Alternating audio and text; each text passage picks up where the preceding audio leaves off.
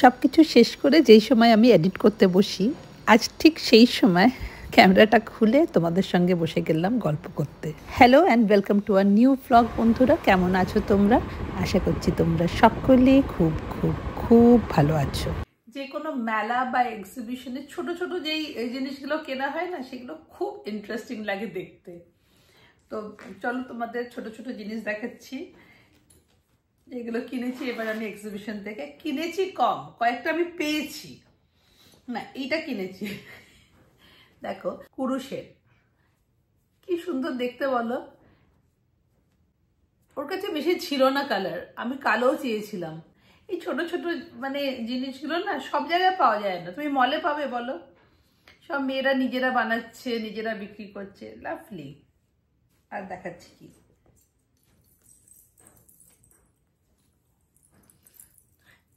এই যে দেখো তো, গ্রিন আমার কাছে ছিল না, এটা একটা ছোট্ট একটা পেন্ডেন্ট।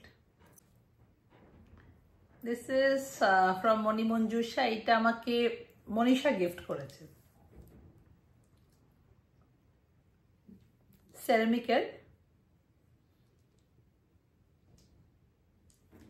Very pretty.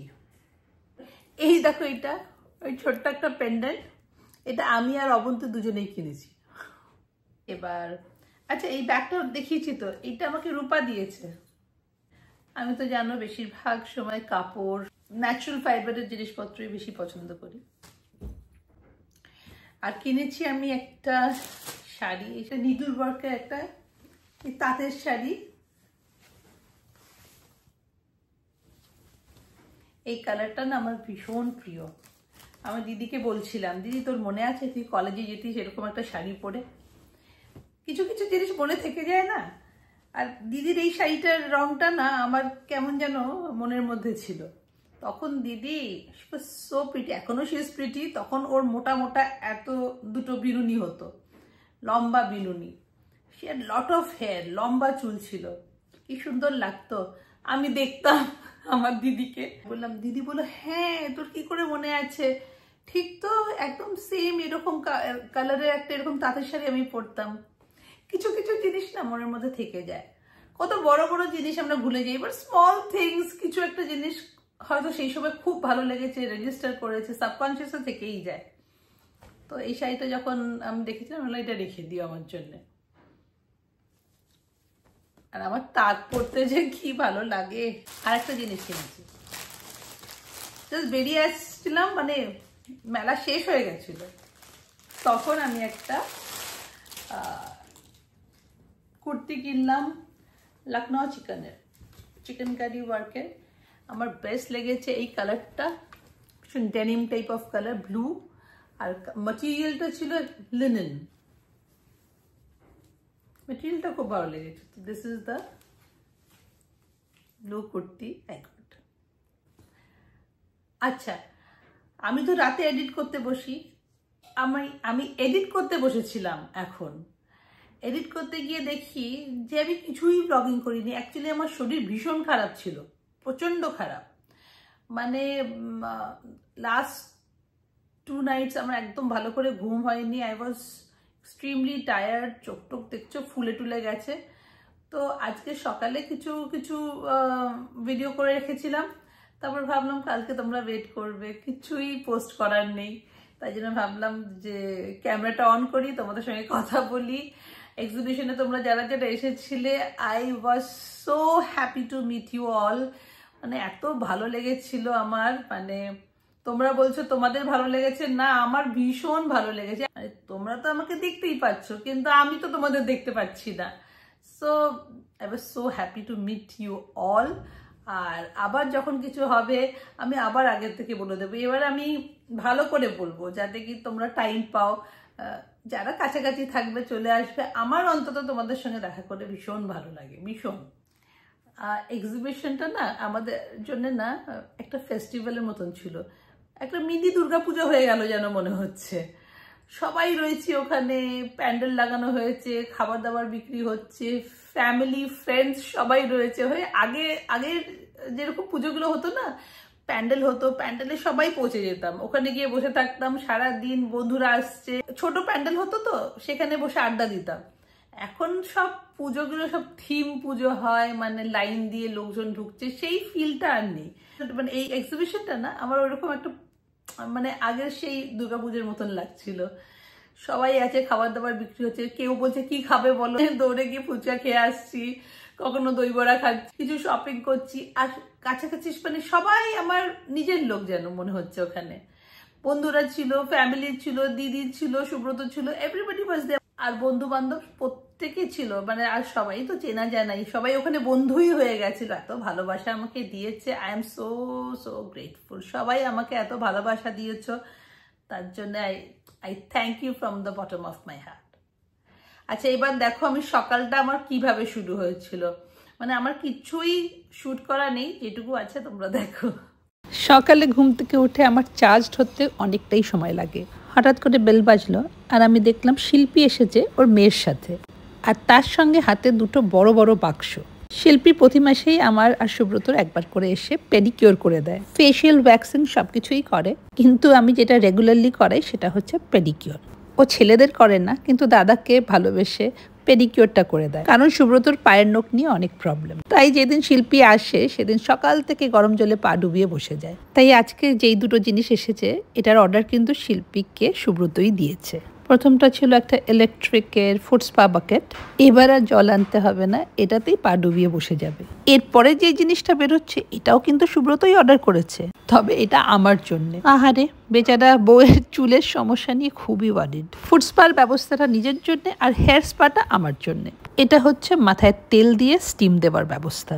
আগে একটা পিঙ্ক রঙের ক্যাপ লাগাতাম, সেটা দুদিনেই নষ্ট হয়ে গেল। দেখা যাক এটা কতদিন চলে। বন্ধ করতে হবে এইটা।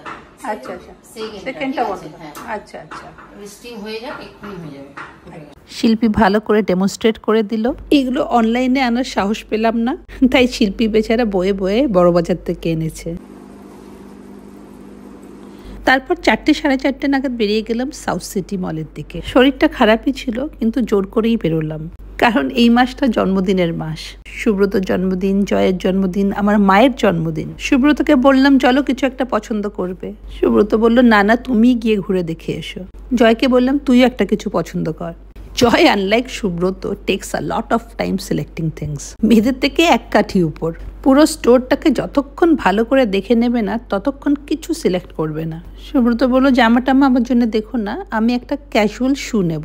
আমি নিজের জন্য আজকে কিছু দেখবো না ঠিক করেই গেছিলাম, তাই লেডিস সেকশনটা আমি ঢুকলামই না। একটা বসার জায়গা দেখে বসেছিলাম, হঠাৎ করে একটা মিষ্টি মেয়ের সঙ্গে আলাপ হলো। আয়েশা কিন্তু আমার রেগুলার ভিউয়ার না, কিন্তু ও বলল ওর বন্ধু শ্রেষ্ঠা সব সময় আমার ব্লগস দেখে। আমি বললাম তুমি আমাকে চিনতে পারলে কি করে? And thank you so much শ্রেষ্ঠা।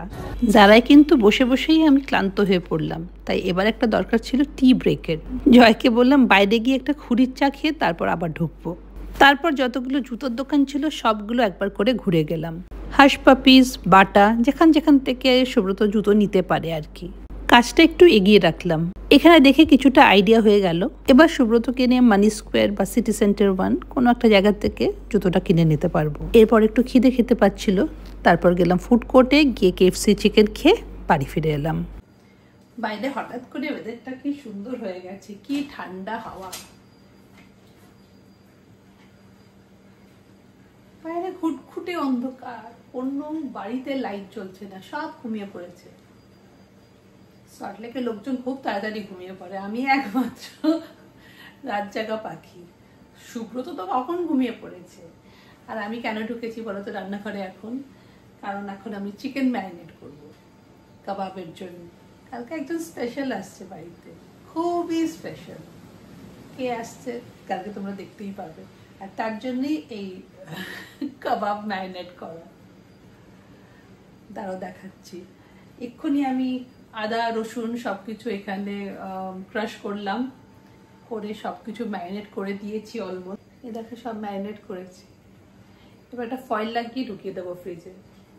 কালকে কাবাব বানাবো আর কাবাব রোল বানাবো, অ্যাকচুয়ালি এগ রোল বানিয়ে তারপরে তার মধ্যে কাবাবটা দেবো।